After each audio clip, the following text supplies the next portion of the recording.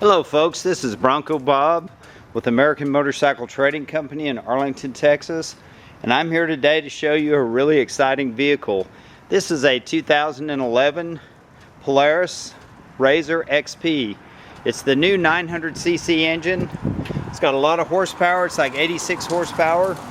It's got dual overhead cams. It's got the HID headlights that are super bright. Long travel suspension is standard, as well as disc brakes. It's got the Fox Racing podium shocks, front and rear with reservoirs. If you'll notice, the wheelbase is longer, and what's really trick about this unit, it's been totally re-engineered. It's got a trailing arm rear suspension, which handles the rough stuff. It just floats over it. The motor has been moved. It's no longer a transverse mount, so when you replace your belt, the cover is right there where it's easy to get to, unlike the old RZR where you had to remove the seats. The air intake system is second to none. It's got a large paper filter like you'd have on your Dodge diesel truck. It's an excellent filtration system, and the way they have it routed, you got an intake on this side, you've got an intake on the passenger side. There's no way water is going to get in your motor. It's really an amazing setup. This unit's got 300 miles. I put 300 miles on it in 4 days. I took it to Glamis, California, and I played in the sand dunes. And of course, in the sand dunes, nothing gets muddy, nothing gets bad. Everything stays clean and fresh. The tires have 0 miles because I used a set of sand tires. And I'm going to include some pictures from my trip that shows this RZR in action. I got a couple videos. But I took delivery of it with 1 mile. And when I got to California, I heat cycled the engine 3 times. And for those of you that don't know what that is, you basically start the engine, let it get up to operating temperature, drive it around for about 1 mile, shut it off, let it completely cool. I did that 3 times before I actually took it out and rode it.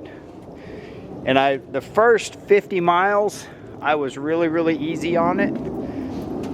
No full throttle, just kind of cruised around. And after I got about 75 miles, I started kind of varying the throttle speed. And after I got up to 150 miles, I did a few full throttle bursts. But I took it on the sand highway from Glamis, California to Mexico. It's about 40 miles. And this thing, I was averaging probably 55 to 60 miles an hour.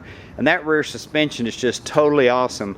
I was running with some big sand cars, and I wanted to get in front of them because I didn't want to eat their dust because I have allergies. And I actually got there and had to wait on them. So I am really impressed with this machine. It is totally awesome. You can still see my little California permit, little non-resident permit. But everything about this is redesigned. It's amazing suspension, and it's just got plenty of power.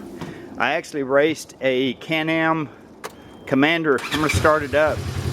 It is fuel injected too. I raced one of the new Can-Am Commanders up Oldsmobile Hill. We went up there twice. It rained the day before, so the sand was hard packed and there was good traction. I beat him twice. I wish I had a video of it, but I was driving, so I couldn't shoot the video. But anyway, if you got any questions, thanks for looking, thanks for your time. This unit is broken in the proper way. It's ready to go. It hasn't been abused. It is probably ready for its first service. And if you got any questions, this is Bronco Bob. Give me a holler. Have a wonderful day.